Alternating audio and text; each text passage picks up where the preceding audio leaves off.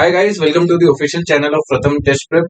So in this video we will be talking about CLAT 2027 form. अगर आप लोग CLAT 2027 को टारगेट कर रहे हैं तो आपको पता होना चाहिए कि CLAT form is now out. So in this video we will be seeing कि हमें फॉर्म कैसे फिल करना है.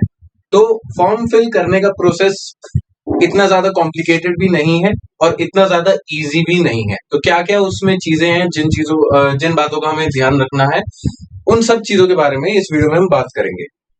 सबसे पहले आपको क्या करना है, गूगल पे कंसोर्शियम ऑफ एनएलयूज की साइट पे आना है.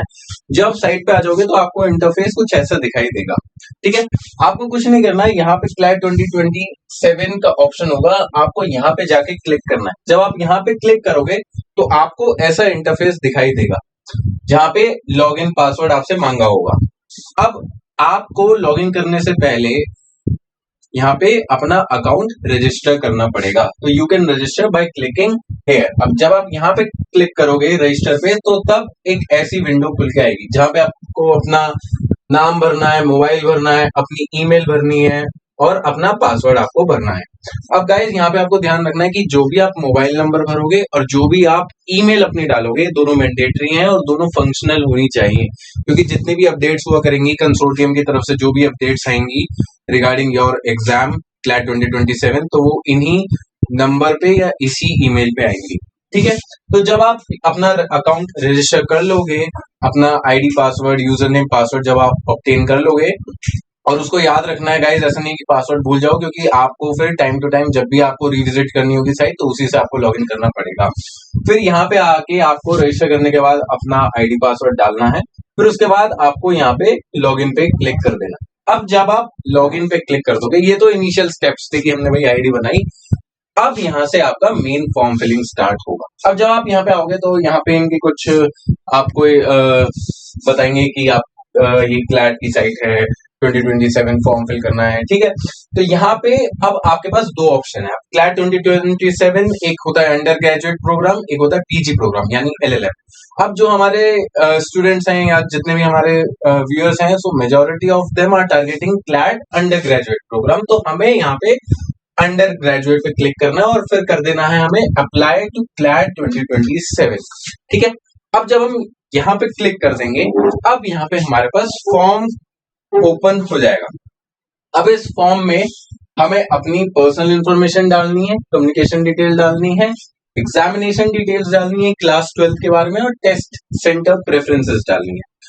ठीक है, तो अब वन बाय वन देखते हैं. तो सबसे पहले यहाँ पे आप देखोगे पर्सनल डिटेल्स में यहाँ पे आपको अपनी फोटो अपलोड करनी है. अब गाइस आपको याद रखेंगे, जो आप फोटो अपलोड करो तो उसमें कोशिश करनी है आपको बैकग्राउंड क्लियर हो, प्रोफेशनल फोटोग्राफ हो. प्रोफेशनल इन द सेंस ऐसा नहीं है कि जैसे इंस्टाग्राम या स्नैपचैट या व्हाट्सएप पे हम लोग डीपी लगा लेते हैं ना, सेल्फीज लेते हो, वैसे नहीं. आपको एक स्ट्रेट फेस के साथ अपनी यहाँ फोटो अपलोड करनी है. एंड गाइज आपको ध्यान रखना है कि जो भी आपकी फोटो जब आप अपलोड करोगे तो 60 से 70% जो पूरा एरिया है वो आपके फेस से कवर्ड होना चाहिए. अगर ऐसा नहीं होगा तो ये अपलोड नहीं हो पाएगी, ये लेगा ही नहीं इनका सिस्टम. ठीक है, तो यहाँ पे आपको फोटो अपलोड करनी है और यहाँ पे आपको सिग्नेचर अपलोड करना है. अब सिग्नेचर आप एक ब्लैंक पेपर पे अपना हैंड रिटन साइन करके फिर फोटो खींच के भी अपलोड कर सकते हैं. ठीक है, सिंपल था, इसमें कुछ नहीं है.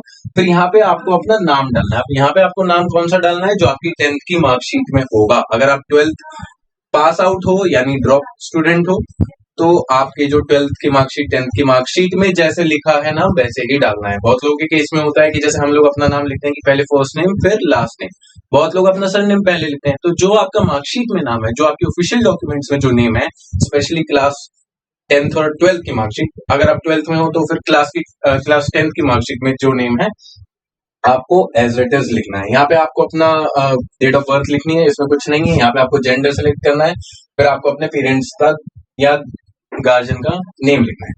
अब अगर आप जर्नल स्टूडेंट्स हो तो यहाँ पे जब आप क्लिक करोगे तो ड्रॉप डाउन लिस्ट आ जाएगी आपके पास, जहाँ पे आप जर्नल सेलेक्ट कर सकते हो. अगर आप SC कैटेगरी से बिलोंग करते हो, ST से, OBC से, तो आप अपनी रिलेवेंट कैटेगरी सिलेक्ट कर सकते हो.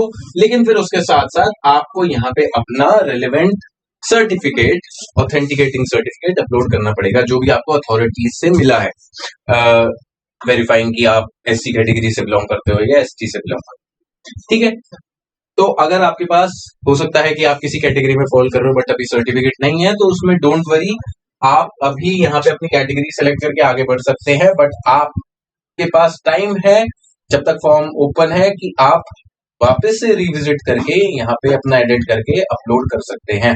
ठीक है, तो अगर आप किसी कैटेगरी से बिलोंग करते हो और आपको रिजर्वेशन ऑब्टेन करना है, तो गाइस इट्स वेरी एसेंशियल कि आप अपना अगर आपके पास सर्टिफिकेट नहीं है तो प्लीज आप रिलेवेंट अथॉरिटी से ऑब्टेन कर लीजिए। ठीक है, कैटेगरी के बाद जो हम नीचे आएंगे, तो are you a PWD candidate, अगर आप हो तो यहाँ पे यस कर लेना, अगर आप नहीं हो तो फिर आप नो सेलेक्ट कर लेना। ठीक है, अगर आप बिलो पॉवर्टी लाइन कैटेगरी में फॉल करते हो तो यहाँ पे आप सिलेक्ट कर लेना, नहीं करते आप फॉल तो यहाँ पे नो कर देना। ठीक है, अब गाइस आगे बढ़ने से पहले यहाँ पे आपको सेव एज ड्राफ्ट करना है। अगर आप सेव एज ड्राफ्ट नहीं करोगे तो आगे बढ़ जाओगे और आपने अगर जो टैब है ऊपर का वो क्लोज कर दिया या इंटरनेट कनेक्शन की वजह से अगर साइट क्रैश हो जाती है, फिर उसके बाद जब दोबारा लॉगिन करोगे तो आपको फिर दोबारा भरना पड़ेगा। ठीक है, तो जो भी आप डिटेल भरो सेव एज ड्राफ्ट आप साथ साथ करते रहो। ठीक है, तो ये था पर्सनल डिटेल्स के बारे में। अब यहाँ से अगर हम यहाँ क्लिक करोगे तो अब आप आ जाओगे कम्युनिकेशन डिटेल्स पे। अब यहाँ पे आपकी कम्युनिकेशन डिटेल्स पूछी गई हैं। यहाँ पे आपको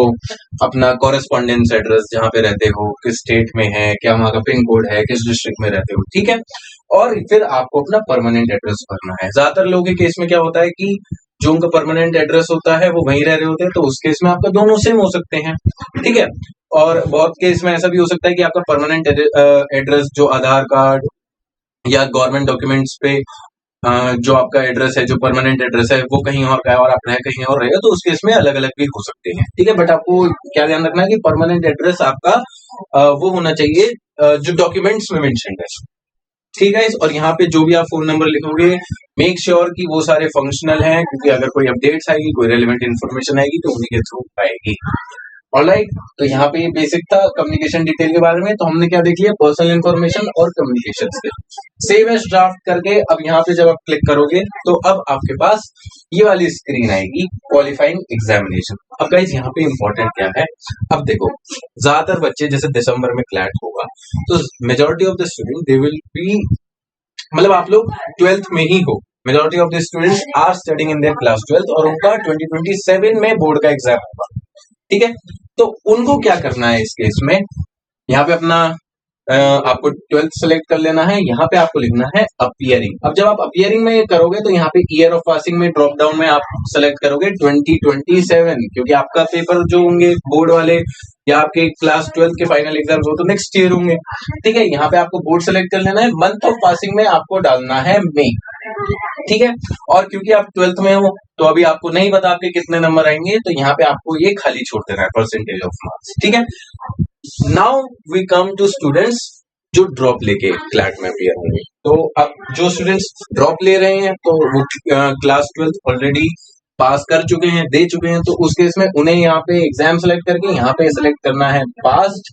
ईयर ऑफ पासिंग में अगर इसी साल उनकी 12th हुई थी तो 2026 डालना है।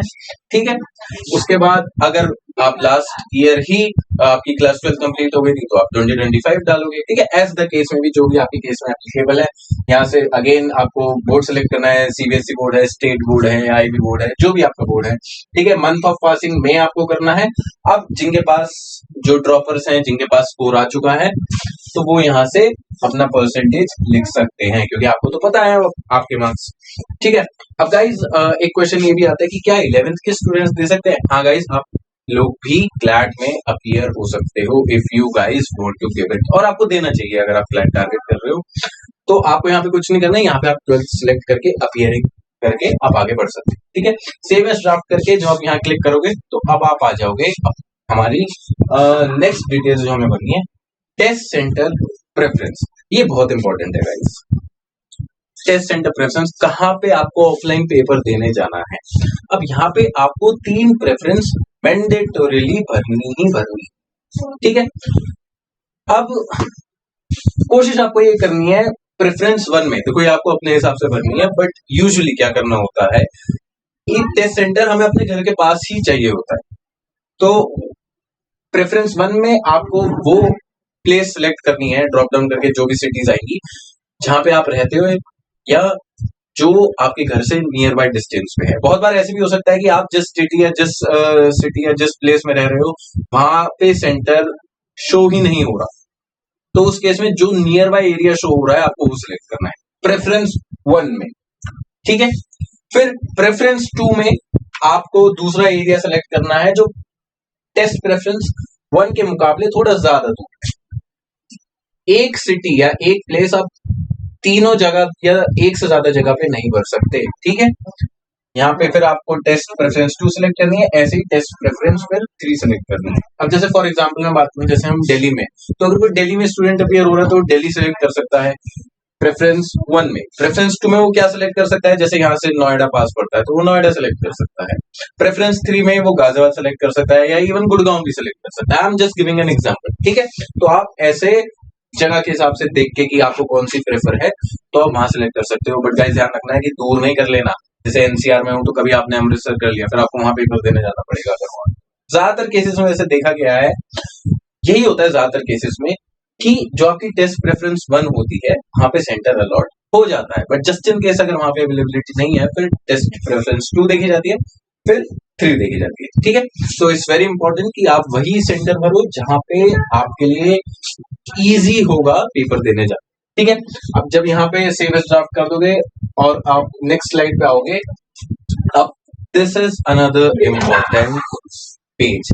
अब आपने जब चारों चीजें भर दी, अब आप रिजर्वेशन वाले पेज पे आ जाओगे। अच्छा गाइस, एक चीज और भी है कि आप जब तक सारे मैंडेटरी आप जो भी प्लेसेस पे इंफॉर्मेशन भरनी थी नहीं भरोगे तब तक आप इस पेज पे नहीं आ पाओगे। तो मेक श्योर कि आपने फॉर्म के पेज 1, 2, 3, 4 सारी अच्छे से फिल कर दी है। फिर उसके बाद आप यहाँ पे रिजर्वेशन वाले पेज पे आओगे। अब ये रिजर्वेशन ऑल इंडिया कैटेगरी वाला रिजर्वेशन नहीं है जो हमने पर्सनल डिटेल में देखा था, SC, ST, OBC। अब यहाँ पे क्योंकि हमें पता है कि जो NLUs है वो स्टेट यूनिवर्सिटीज हैं, तो almost all of the NLUs तो वो स्टेट रिजर्वेशन भी प्रोवाइड करती है। ठीक है, तो ये जो हमने पर्सनल डिटेल में देखा था वहां वाले रिजर्वेशन से अलग है। ठीक है, अब यहाँ पे आप स्क्रॉल करोगे तो यहाँ पे ऑलमोस्ट एवरी NLU उसके बारे में यहाँ पे दिया हुआ है। अब यहाँ पे आप जैसे अगर आप लेट से आपको यूपी के आप डोमिसाइल हो या यूपी के रिजर्वेशन वाले कैटेगरी में फॉल करते हो, तो आप उत्तर प्रदेश स्टेट के NLUs के लिए ही आप ऑप्ट कर पाओगे, आप बाकी NLUs के लिए नहीं कर पाओगे। ठीक है, तो ज्यादातर केसेस में क्या होगा कि एक स्टेट के लिए एक ही NLU एप्लीकेबल है, लेकिन जैसे किसी स्टेट में अगर 2 या 2 से ज्यादा NLUs हैं, उस केस में आप 2-3 कॉलेजेस भर सकते हो। जैसे अगर मैं महाराष्ट्र की बात करूं तो I think there are 3 NLUs, Aurangabad, Mumbai and Nagpur, है ना। मध्य प्रदेश में 2 हैं, आई थिंक गुजरात में भी 2 हैं। ठीक है, अदरवाइज आप एक स्टेट के कॉलेजेस के लिए ही आप भर सकते हो। ठीक है, अगर आप यूपी के डोमिसाइल हो तो या यूपी की किसी रिजर्व कैटेगरी में फॉलो करते हो तो यूपी में जितने NLU हैं, यानी एक है RMNLU, तो आप उसी के लिए भर सकते हो। महाराष्ट्र के हो तो उस केस में आप 3 भर सकते हो। ठीक है, तो जो भी आपके केस में एप्लीकेबल है उस कॉलेज पे यस करके आपको, जैसे अगर आप कर्नाटका के लिए एलिजिबल हो तो यहाँ पे यस करके कैटेगरी सिलेक्ट करनी है, फिर बाकी सब में नो करना है। जिस स्टेट का आपके पास रिजर्वेशन है उसे सिलेक्ट करने के बाद बाकी सब में आपको नो करना पड़ेगा। ठीक है, फिर लास्ट में आप जब सेव कर दोगे फिर उसके बाद आपको रीडायरेक्ट करके आपकी प्रोफाइल पेज पे ले जाया जाएगा जहां से you can make the payment. ठीक है, अब यहाँ पे एक ऑप्शन भी दिया है प्रीवियस ईयर पेपर अगर आप परचेज करना चाहते हो तो 500 रुपीज का वो अलग से चार्ज है आई थिंक, और 4000 रुपए का फॉर्म है। ठीक है, फिर जब आप कंफर्म यहाँ पे पेमेंट पे क्लिक करोगे फिर उसके बाद यहाँ पे आपको पेमेंट गेटवे पे ले जाएगा जहां से आप अपनी पे पे क्लिक करके जैसे भी आपको पे करना है, नेट बैंकिंग के थ्रू, UPI के थ्रू, ठीक है, आप वहां से पेमेंट कर सकते हैं। ठीक है, so alright guys, so this was all about how to fill the CLAT form. ठीक है, इतना टफ नहीं है, एक बार आप ये वीडियो गो थ्रू करोगे तो you will be able to fill it easily. ठीक है, so alright guys, and I hope to see you soon in another good video. Alright.